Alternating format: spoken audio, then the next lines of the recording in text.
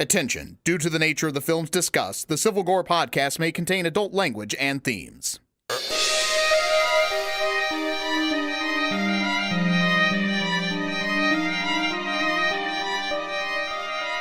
Hey there, everybody. Welcome to episode 51 of the Civil Gore podcast. I am your host, Tim. And I'm your host, Brian. And we just want to announce, so Civil Gore's always said we always like to listen to our listeners if they have any suggestions. And as you know, we said earlier, Cody likes long episodes, so we gave her a long episode for episode 50. It was over 2 hours. Ken always wants a short episode, so we're going to try and oblige him this week and give him a short episode. Yes, and I may be sounding a little more dulcet than usual because I came down with a cold, which is another reason for our shortened episode. Yes, he's got a dulcet nose today. Yeah. So. Pretty much. Speaking of noses, we're doing a clown movie this evening. Yes. And Tim's red nose is actually red from wiping it, not That's because right. he Check it out put on on Instagram. makeup. Yeah. Well, let's get right into it with our first chop. So the backlog project continues, and you know, Brian, I was thinking today, I was like, I'll actually be so glad when the backlog project is done, because it's keeping me from watching a lot of new films that I want to see, or Shudder films. But I feel like I really need to dedicate the time to finish the backlog project, so I'll have more time to do those films later on and bring you some more new content. And plus, you're a lot meaner when I interrupt you with the backlog project, so we want Tim to finish. That's right. Well, I had only two this week that I got to. The first up was She-Wolf of London, which was actually a kind of a late period Universal piece. This one was from 1946. And of course, as you might expect from the title, it was a female twist on the werewolf legend.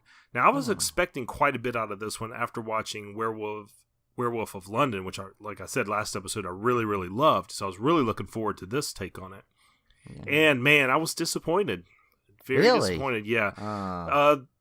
They never put the female lead in werewolf makeup for starters. No, there's no actual female werewolf in this. It's they show her basically hooded and a robe and all this stuff. And here's the reason why. The movie tries to take on the original plotline of the Wolfman, which in the original script it was going to be much more a psychological question whether or not Lon Chaney Jr. was actually turning into a wolf or if it was just all in his mind.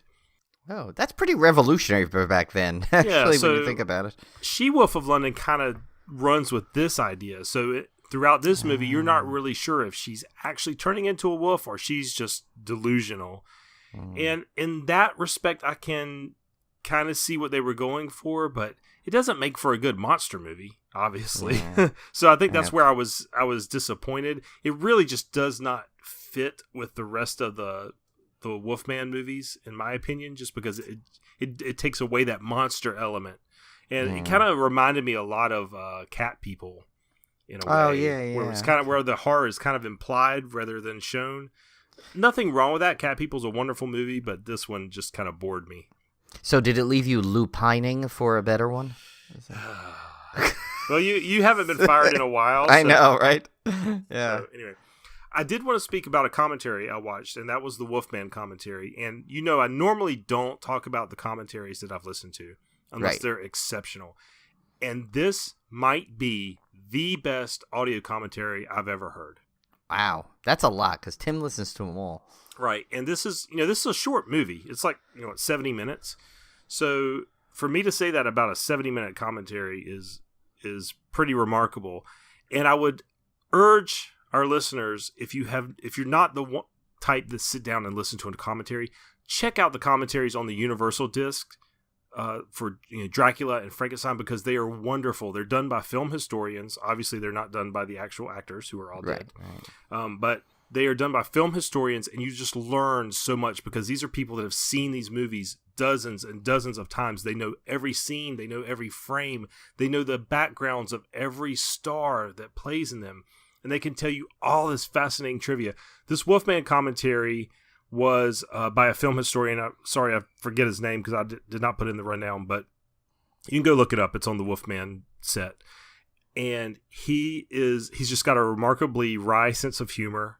So he makes these little offhand comments that are hysterical, but he's very informative. He just packs the disc all 70 minutes. I mean, there's not a slowdown where he is not telling you some fascinating tidbit about either the makeup or the actors or the scene or the original script. It's a wonderful, wonderful commentary, and it really enhanced my appreciation for the movie. Nice. I got to start opening up my Universal discs. You got me all excited for them now. Yeah. And then we got some news, Brian, about the Happy Death Day sequel. Yes, it's supposedly it's filming this year. It actually, and it escapes me now, but I shared the article. It's a funny tag name for it to keep it secret, but supposedly it takes place right where the other one left off. And they said it's kind of like goes into, it's almost like if someone compared it, one of the articles, to Back to the Future, how it's like how you really go into why she was caught in the loop and everything. So it goes into the mythology. So it's kind of a cool take on your typical horror slasher to go beyond just the slashing and silly backstory mythology. It seems to really good. It was meant to have a sequel to it. So I'm actually really looking forward to that. Yeah, it's nice to know that they actually kind of, I guess, I'm assuming, planned for that when they made the original, and it just wasn't a one-off. Because I would hate for them to just try to slap something together and it just basically be a carbon copy of the first one. But it sounds like they're not. This is actually will enrich the mythology. Yeah, no, and I saw a little, like one of those little vignettes on the disc about from the director, and he was saying how he flat out gives you the why she's caught in the time loop right in the original. But he said it's like one of those things where it's so right out there, you'll miss it. You could possibly miss it. So I guess it'll be interesting to see is as they go back, and then you'll be like, oh, of course. So it's good. So he had it planned, and he always said that he's hopefully enough to get a sequel, so he could go into it more. Well, moving right along, I took the kids to their last visit to Toys R Us this past weekend. I hate hearing that, and I see so many people doing that on Facebook, and it's really just like, it's like a punch in the gut every time I see that. I know. I actually looked for horror stuff while I was there. The only thing I found of interest was they had several of their Ghostbuster figures, but they weren't marked down. These were the real nice diamond collectibles. Oh, like the Vigo and the... Yeah, they right? had the taxi driver. They had... the Walter Peck. They had one of the other ones I can't remember. I was gonna get them, but I really just don't have the room right now. They weren't on sale by any discount, so I just kind of passed on it. But it's kind of sad because not only my kids grew up going to that store, I grew up going to that store. Yeah, it's been around that long in my town, so yeah, it was kind of sad.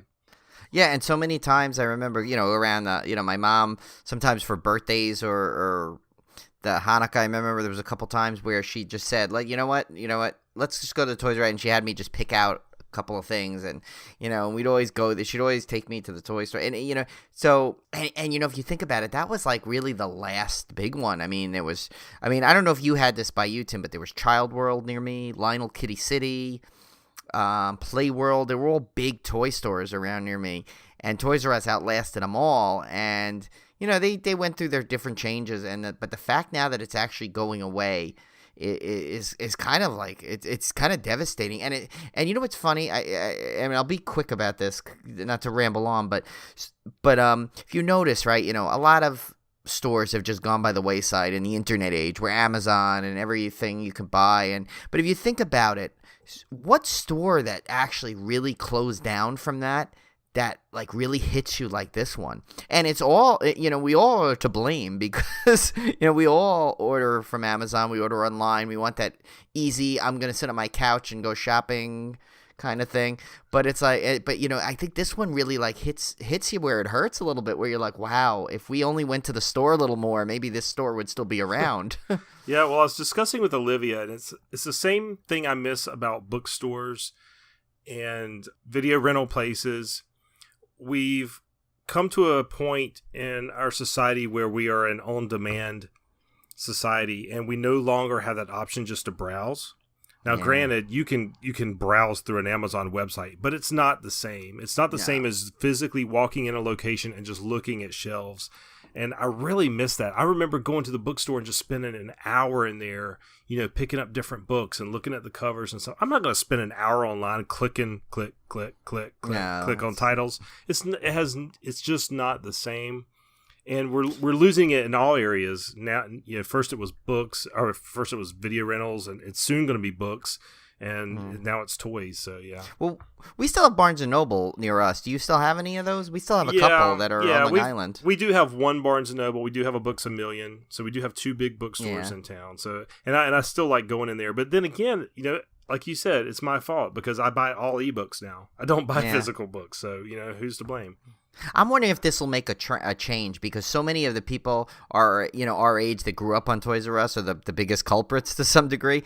And I wonder now if this is gonna change now, if anyone's gonna start going back to stores anymore, knowing that every time they go in, this could be their last. I mean, but what's really left of that kind of store? When you think about it, like if Target left, I don't think I'd miss it because there'd be a replacement for it, it's like right, or something like that. But Toys R Us, a store that size of just toys, there was something just special about it going in, and now you can't. It's gonna be gone. It's kind of sad. I'm hoping that somewhere down the road it'll resurface again, like some stores do. So there's always hope. Yeah. So the next bit of news was timely, considering we just went through St. Patrick's Day. The original Leprechaun franchise is returning in 2019. Yeah, and it's a direct sequel to the original. So they're going the Halloween route. Well, that's another Civil Gore prediction coming true again, I guess. See, I'm wondering, though, this is the way it's going to go now. I wonder Friday the 13th, when their eventual reboot comes out, they'll do something like that. I mean, I think with Jason, it's a little different because he really didn't ever, his mythology never really veered off to some, it's kind of always the same. So he'll probably stay the same. But you never know, Freddy. I could see Nightmare on Elm Street kind of doing a bit of a reboot somewhere in the middle of it, like taking place after certain one. You never know.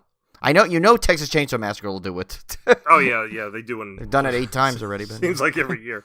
Well, one of the things I missed in my backlog project, I actually forgot. I did watch Curse of Chucky, which was the one right before Cult, and I had forgotten this one because I'd only seen it one time, and of course it stars Brad Dourif's daughter, who's wonderful in it, and this one was interesting. It's such an interesting film in the franchise, and I won't go into it too much because we're going to cover Chucky in our Slaycation, but this was the first Child's Play that did straight up horror. There's almost zero comedy in this film at all. It's Chucky done as a straight horror movie, and I thought that was pretty interesting. Now, they got back to the comedy in Cult of Chucky a little bit. Right. But it was really kind of fascinating since I've been through these so recently to see that shift in tone when they did Curse of Chucky, which is kind of cool. Right. And I guess another franchise news, this is a quick one. It's just Sid Haig, not that there was probably any doubt, but Sid Haig has been confirmed for 3 from Hell, which of course is the Devil's Rejects sequel. And I guess sequel to, of course, House of the Thousand Corpses. So that should be interesting. He's confirmed, which how could you have a movie of the Firefly crew there without Sid Haig as Captain Spaulding? So right, yeah. And so tell me about Shape of Water. You finally got to see it. Yes, I won't go into it too much because I think I want to do this. I think we should do this as kind of either one of a off-topic episode or just a fringe horror, as I like to say, episode. But I absolutely loved it. I mean, from the second, basically all the stuff that you said, I mean, I agree with 100%. You captured it perfectly in your descriptions, and I completely see why it won Best Picture. I mean, the fantastic performances, the visuals blew me away. I mean, just the constant it was supposedly so it was in Baltimore, right? I've been to Baltimore a ton of times. It felt like it was on another realm though, because it was just the visuals were so cool, and I loved the constant green that they sprinkled throughout it. How everything, I was literally like, oh, there's something else green. Obviously it was a theme, but the music was fantastic, and I'll tell you, you better not drop Sally Hawkins out of your pocket because I'll put her in mine because. You're right. She's so so enchanting in that movie. Yeah, it's adorable. She really is. Yeah. And just every performance was fantastic. I actually want to watch it again. I enjoyed it that much. I'm so glad I purchased that one because I could see myself watching that multiple times.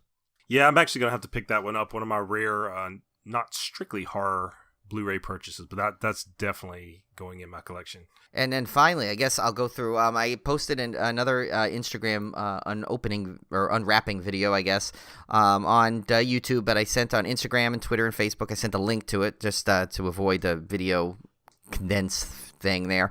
And so I added to my Mini-Mates collection, to our Civil Gore family here. Tim actually is going to inherit a Pinhead and a Freddy because I got duplicates.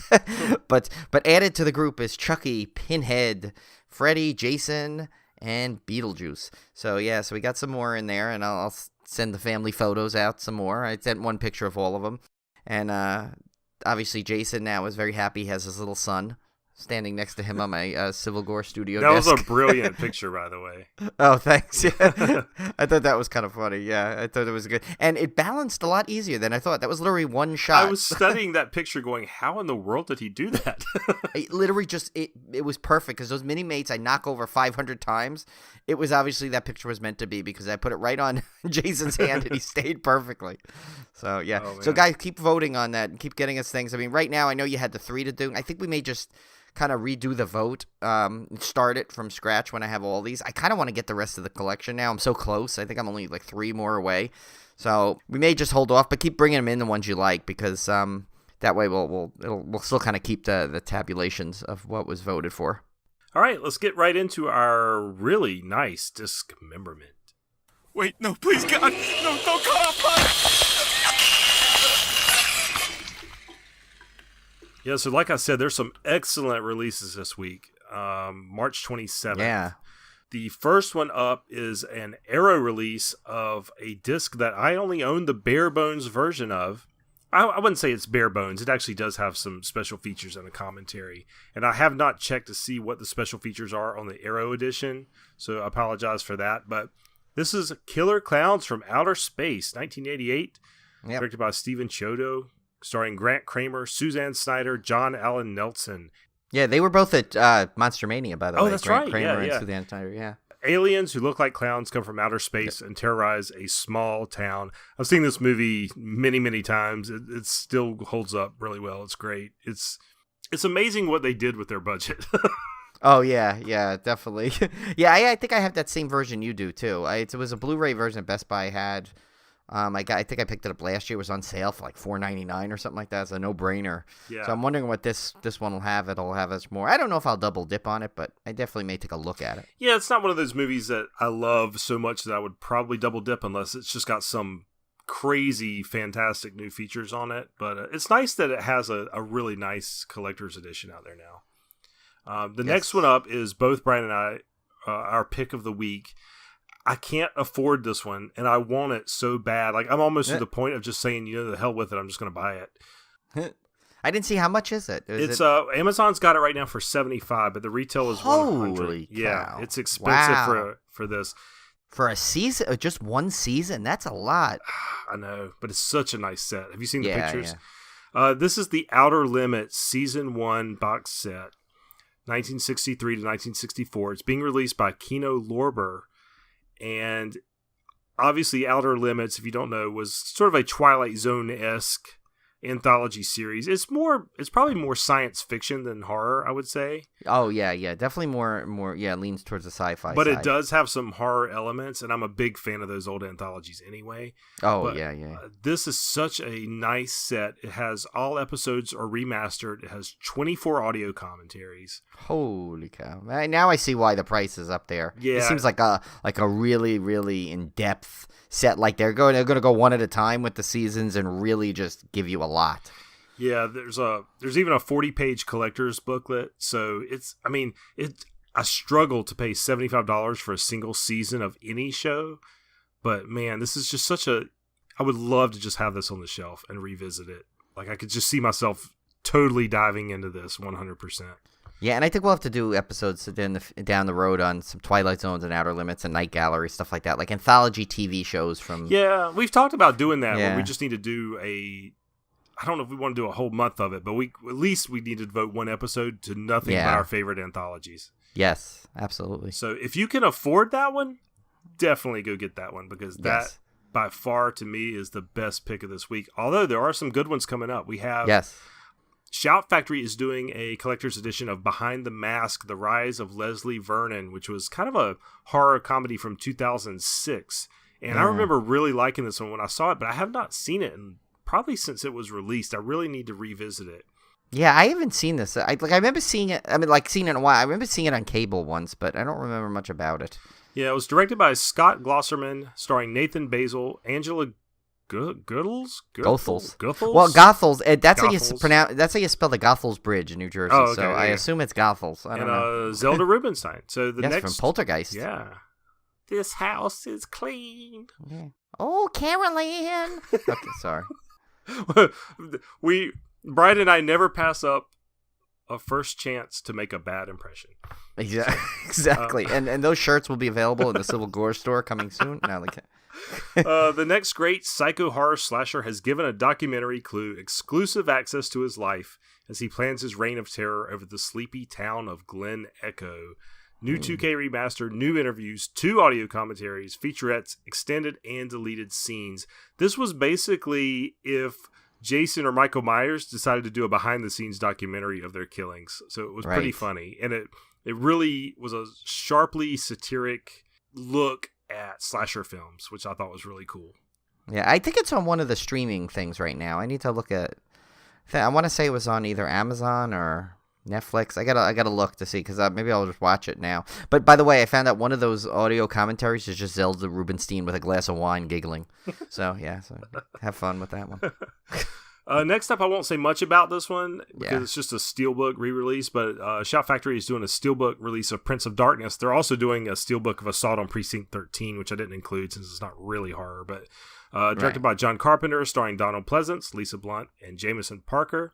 A research team finds a mysterious cylinder in a deserted church. If opened, it could mean the end of the world. This is one of those movies I'd really like to do an episode on at some point. Yeah. Well, we need to do just a John Carpenter month, like we did the Steve Timber. We need to do a John Carpenter. Yeah, cover some of the ones we haven't done yet. Right, like more of his I wouldn't say lesser known because anyone that's a fan of him knows him, but maybe not the lesser ones out into the mainstream, I should say. All right, this next one, hold on to your seats. All right. Yeah. Wait, I just looked at it. Oh, boy. This is verbatim from okay. Yeah. It's called Welcome Home, Brother Charles. It's from 1975. It's by our crazy friends at Vinegar Syndrome. Yes. Directed by Jama Fanaka.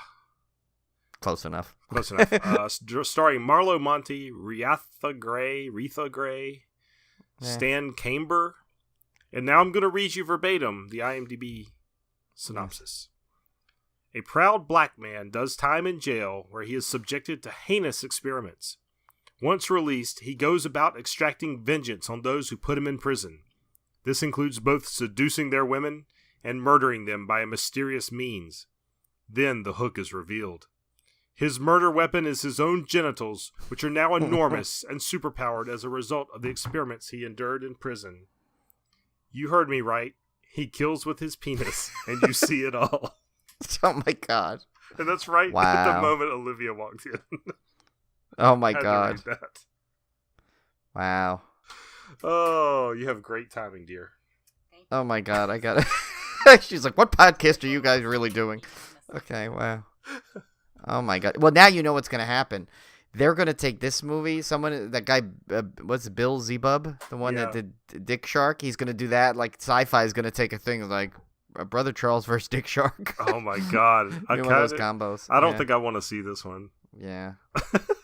Wow. Okay. Yeah, this one, I tell you, I don't know. It's there's something intriguing about it now, though. I gotta kind of intriguing. I don't know. I gotta see how they pull this one off. I really, I mean, I'll let you take the first stab at that one. Oh, stab! I see. I took Kuso, so I took the bullet for That's Kuso. true. Yeah, but you made me watch it after. You had me watch it. Oh my God. Well, I'll tell you what, Tim. If we see this, maybe we should erect a monument in its honor. Oh my God. Yeah. Okay. I don't know. It looks like a wiener to me. So I don't know. Yeah. I don't know. We may have a ball or two watching it. We'll see. I did talk to somebody at work who saw this. He said he never saw such a thing. Oh my God. But some people will say it's a stroke of genius. But all right, enough puns. On that? Okay. We haven't made enough dick puns. Okay. Yeah, I know. All right. Next up is Brian's backup pick of the week. He cheated. Well, no, I said this because in case sometimes Tim and I, we always like to differ on our pick of the weeks ever since we seem to hit the same ones for the first batch. So this was the first time in a while I realized we actually did have the same pick of the week, but it was a worthy title, so it was okay. But I put this one on there as just, and also now that I see what cost that other one was, it's good to have a second backup pick of the week for something to get. And especially this is a Criterion, even though you know me and my Criterion love-hate relationship with it. Yeah, but this is a great backup pick. This is the Criterion version of Scanners from 1981, directed, of course, by David Cronenberg, starring Jennifer O'Neill, Stephen Lack, and Patrick McGoohan. A scientist sends a man with extraordinary psychic powers to hunt others like him. Yeah, this movie, I remember this one from seeing this. It was, again, in that time period where I would watch when I had the cable in my room, and I would see, like, My Bloody Valentine and all those movies. And I still remember this. I used to freak out at the head exploding scene. But yet I had to watch it every time to see it happen. I cannot think of this movie without thinking of Jim Carrey on Saturday Night Live, where they were doing the Scanners parody. Oh, yeah. And he's like, scan me! And he's like, ride the snake. When then they said it on, did they say they made a reference to it in Wayne's World too? He goes, he's like that dude in Scanners or something, when they zoomed in on his head and it was like all. Yeah, so that's everyone, but everyone's got to remember that sequence where his head blows up. I mean, that was pretty good at the time. Yeah. So next up, we have two 2017 releases. The first one up is the most Icelandic, Nordic freaking cast you've ever heard in my life. Yeah, how are you even going to say half these names? I don't know. It's called I Remember You. It's by Shout Factory, or it's being put out by Shout Factory. It's directed by Oscar Thor Axelsson, starring Johannes Hawker Johannesson, Elma Stefania Augustsdotter, and Thor Christiansen. So we have two Thors. Is everybody in Iceland named Thor? I guess. Because that would be badass. I want to go to Iceland. I've got this thing, just as an aside, I love any kind of like Norwegian or Swedish or Icelandic bands. Like for some reason, I don't know what it is. I love that kind of music from up there. It's so weird and magical, and I feel like I feel like they got like real fairies and stuff running up around there and trolls and things. Knowing you the way I do, I kind of thought you would like that kind of stuff. Oh, God. What is wrong with me? Why are you letting me do this? We're losing audience members as you speak. I know. Okay. But yeah. This one's a story about a young man and woman who move into a small abandoned town in Iceland to renovate an old house. Little do they know the town has a dark history. How do they not know that all of Iceland is a dark history? I know. With with two people named Thor behind this, I mean, you got to think dark history. I would love to visit there. It just seems so weird. I feel like everybody looks like Bjork, and they just walk around and like talk to fairies and little people, and Tim's gonna go, and the first thing he'll see is the Icelandic Target, and then he'll be so disappointed. Welcome to Target. Yeah, want a red card? Now that we've insulted one last remaining audience demographic, we've lost the Icelandics. Oh my God, okay. Is that how Iceland? I think we're doing the Swedish Chef. Yeah, I don't even think we're even close. That's the funny thing. I think we're so off. Welcome to Target. Yeah, yeah. I think I moved into the Swedish Chef once you said that. I completely took it the wrong way. So. Oh my gosh! Wow. Okay. And anyway, the next one up is Dark Beacon. Thank goodness. No, I'm not laughing at that. I'm laughing at the director. Oh, yeah. So this one is by Gravitas Ventures, 2017. Dark Beacon, directed by Kaz Greenop. Yeah, I don't. To me, that sounds like some kind of one of those communal farms that in Brooklyn, hey, did you work at the Cause Green Up this weekend? Yeah, it was great. I brought home some carrots. Yeah, all proceeds go to the Cause Green Up. Yeah. We provide food for the homeless.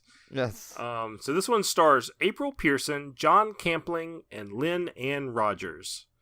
An abandoned paramour tracks her lover down to a distant lighthouse. When she finds her beyond hope, she must find a way to save a child from the malignant spirit of her deceased father and the madness of her mother. I'm trying to parse that whole thing.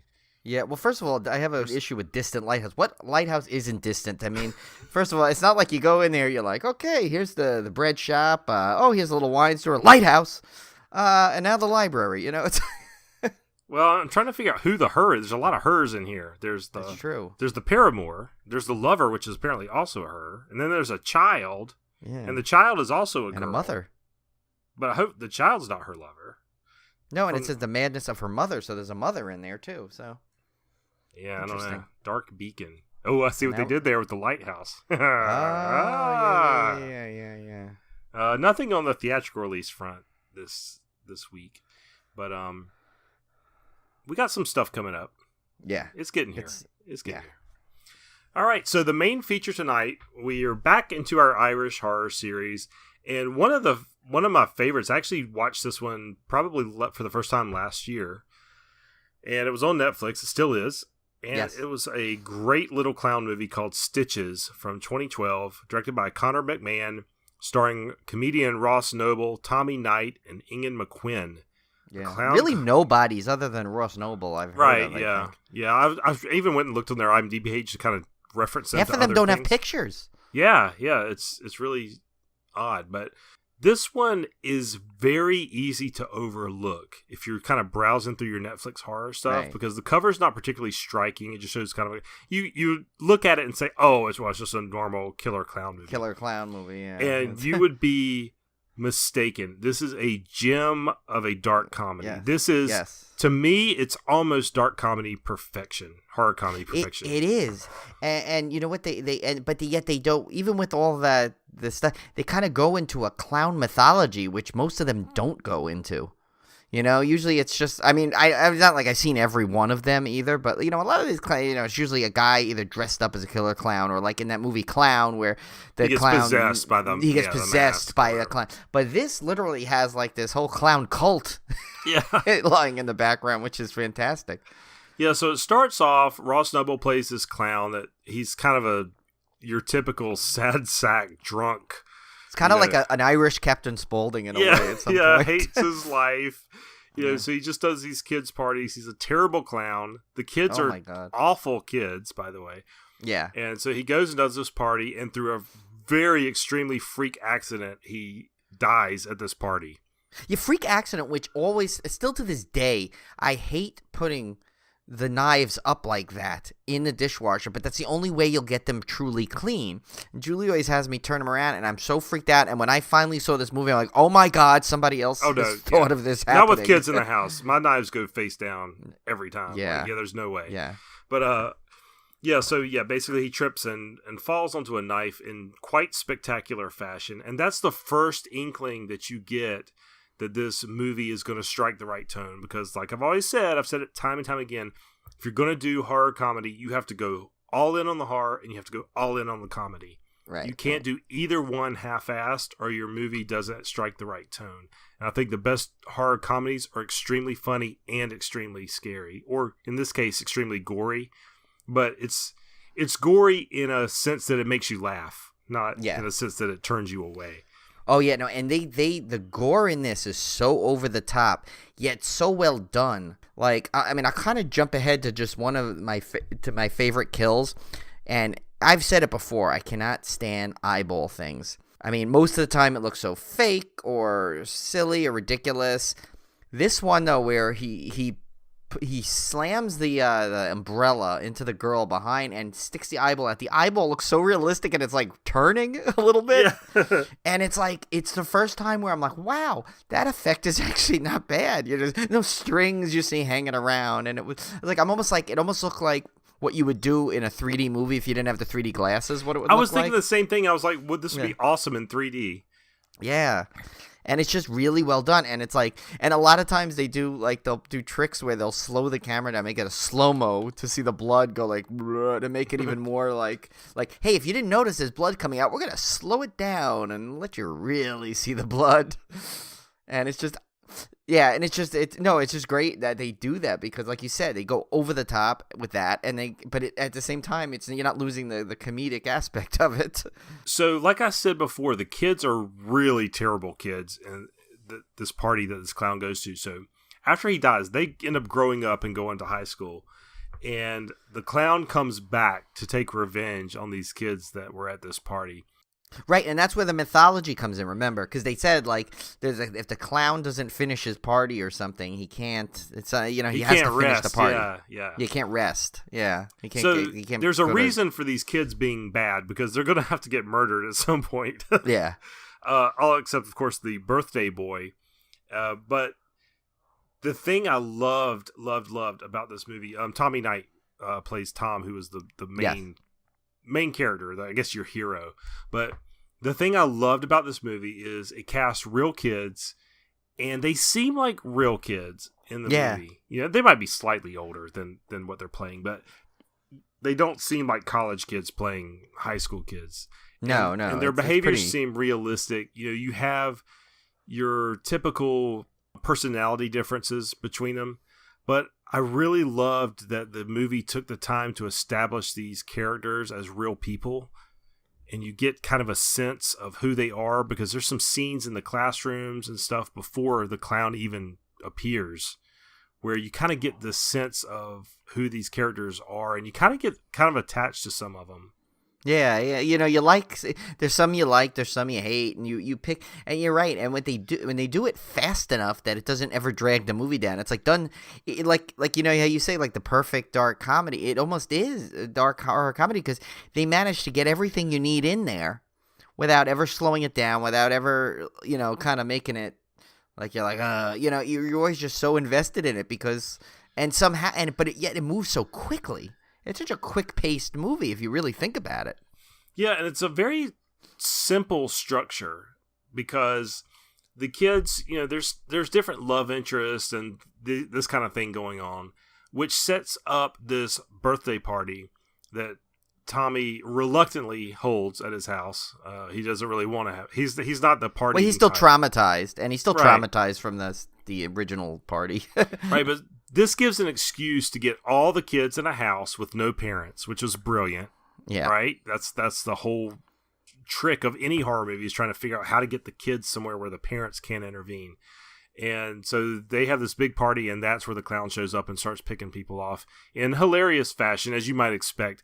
Think it's sort of like Killer Clowns, but less cartoonish and way more gory, but kind of the same style. He kills them all in clown style. Oh, yeah. Like, he inflates one guy's head. Yeah. And he's like, what's happening to me? And he's still talking as his head is like this giant inflatable thing by this point, which reminded me of like the Willy Wonka with the Violet Beauregard. You know, when they inflate her.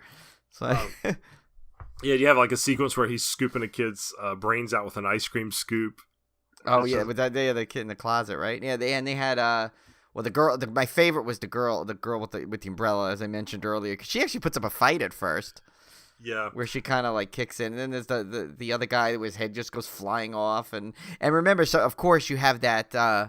They even throw in the classic horror trope, but done in a funny way, where someone dresses up as a clown to because they know Tommy doesn't like it, and and then he gets killed pretty fast, but they all assume it's him half the time. It's like they're like, oh, it's just whatever his name was, you know. It's like yeah, I love there's some little hints of humor in here, like.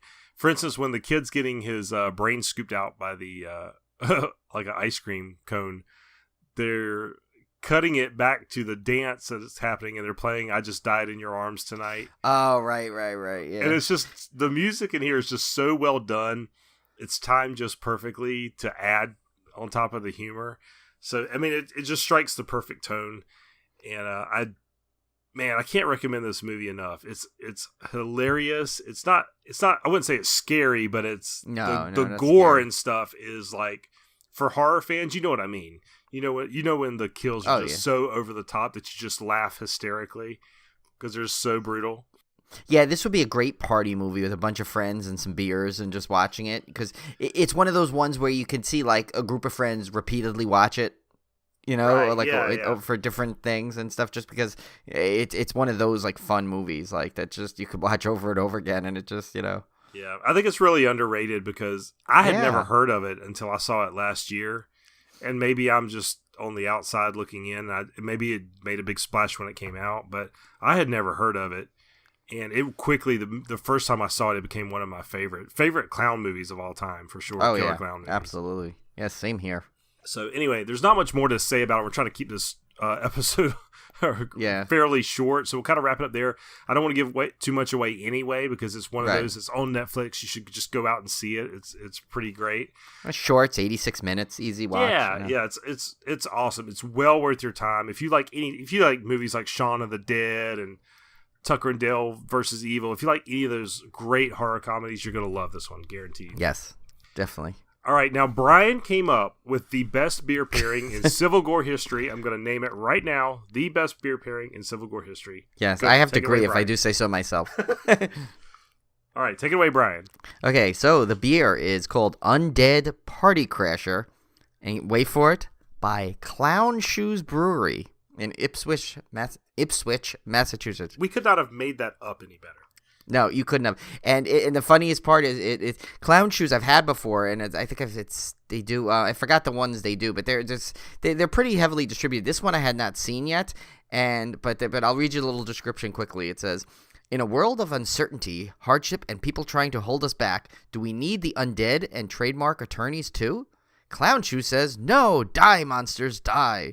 Forces of Darkness brought about a change in the name of this beer, which was released to celebrate our 2nd anniversary, but it still sports signature dark malts, holy water, and malt smoked locally with hickory and ash. And it's available in 22-ounce bombers." So, yeah, it's a 22-ounce bottle, one of the bigger bottles. So it's one of those ones you can either split with a good friend or just drink it yourself, like I've done many a times for those size bottles. Yeah. Yeah, that was a great beer pairing. That was perfect. Yeah, I couldn't ask for a better one.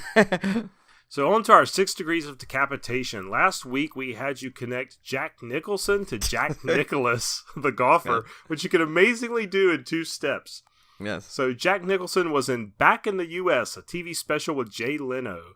And Jay Leno was in 100 Years of Hope and Humor TV special with Jack Nicholas. Yeah, So so we had to there you cheat a go. little bit with the TV specials, but Yeah. I'll give it to him. I'll let Yeah. you slide. And then we tried to link Shelley Duvall to Shelley Fabares, and Shelley Duvall was in Time Bandits with Katherine Hellman. Katherine Hellman was on an episode of Coach entitled Last Tango in Orlando with Shelley Fabares. Yes, which played Christine on Coach. Well, there you go. So it was an easy one. Yeah, there you go. So 2 and 2. This week was a tough one since considering, like, as we said earlier, Ross Noble was the only one I heard of in this movie. So I decided to go clown to clown. So Tim, take it away. All right, so we're asking you to connect 2 famous movie clowns. Ross Noble from Stitches. Try to connect him to Bobcat Goldthwait from Shakes the Clown. Yes, and we did it in 3. So. We did it in 3, so yeah. All right, so next week will, of course, be our April Fool's episode. But we wouldn't do anything crazy, right, Brian? No, I think so. I think we'll just release a normal episode with the film April Fool's Day and call it that. I think that's it. I think Pretty that's simple. all we'll do. You know us. We don't do Yeah. anything crazy. But anyway, we decided to do a kind of a crazy one for April, a crazy theme. And we're thinking of doing a cryptozoological month. Yes. Since I was a kid, I've been fascinated by Bigfoot and Nessie and Yetis, and you know me, I love my Bigfoot movies and my Loch Ness Monster movies and stuff like that. So I figured and Loch Ness Monster coasters. That's right. So I figured we'd devote a whole month to cryptozoological beasties, and I don't know what movies we're going to choose yet, but we'll find some good ones for you. So that should be a fun topic. Speaking of Bobcat Goldthwait, we could do his Willow Creek, which was a great That's true. That's Bigfoot, a great one. Yeah. which yeah. I loved. That's one of my favorite found footage. So Yeah, so we'll think about that a little more. And if you guys have any suggestions, feel free to pass them on. We're on Twitter at CivilGorePod. We're on Facebook at facebook.com/CivilGorePodcast. You can reach us at Gmail at civilgorepodcast@gmail.com. And we're on Instagram, where we're getting a lot of activity with our stupid pictures. And YouTube also, if you want to see YouTube, my yeah. unboxing That's right. videos. Yeah, and you can even listen to our podcast on YouTube. So Yes. So all there right, you go. guys. Well, we're gonna wrap up this brief episode. Hope you're happy, Kenny, and Yes. we'll see you back here next week. Talk to you later, guys.